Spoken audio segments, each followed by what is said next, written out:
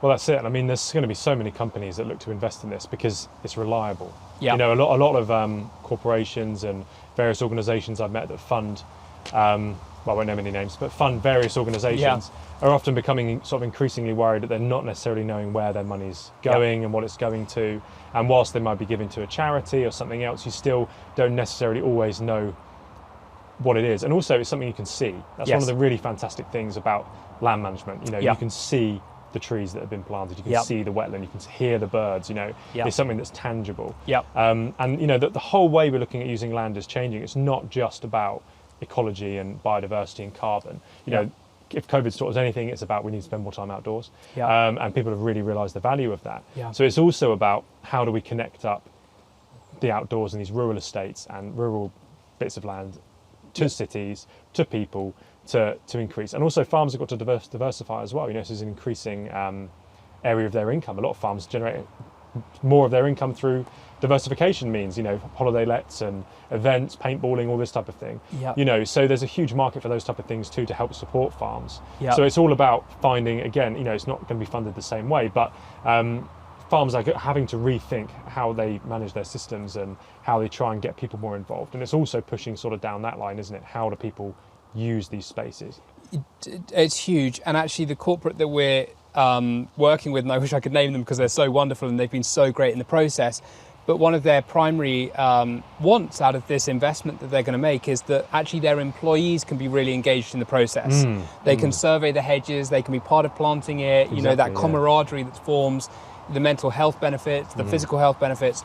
And I think that public engagement and that kind of connection to nature is really what we need as a society, because there's so much eco-anxiety that people are incredibly aware of, but at the moment don't have any kind of ways of dealing with. And I think these projects are a perfect platform for that kind of reconnection to nature, or that ability to actually give something back, you know, with their time and resources. So that's one thing. The other thing, actually, I'm a very good friend of mine who I was actually with in Wales over the weekend.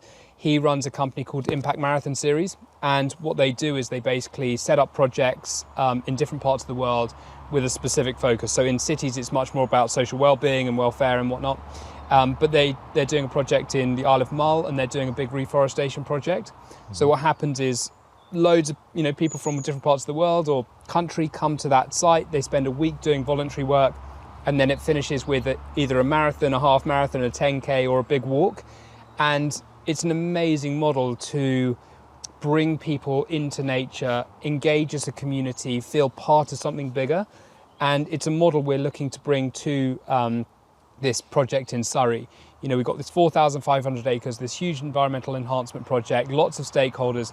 Can we now get, the employees of this corporate, the local people, the friends and family to come and actually properly participate in the landscape? And I think that's critical, because we know, we always will invest in what we care about, and the more people can really learn to care about nature and the positive impacts it has, the more investment there's going to be. So definitely. I mean, we were talking yesterday on the podcast with Sophie Beasley, who we've got an episode with that you'll be able to see, and she used to run a youth program for the Wildlife Trust that I was part of, and it kind of turned my life around and got me from being a naughty kid back into education and all that type of thing. And this was exactly what we basically did, but it was on the Wildlife Trust estate. So actually, if it means more schools and more community groups and more disadvantaged kids and more troubled kids can kind of get out into the wild, get their hands on, get a bit of responsibility, that has a huge value. And again, the episode we talked to Merrick about, we talked about the Learning Through Landscapes Trust that he set up with David Attenborough. And that's all about getting kids learning outdoors. And 80% of the curriculum can be taught outdoors, and they've got all the resources to do that. So actually, it's about, there's a huge opportunity for schools to connect with these places too.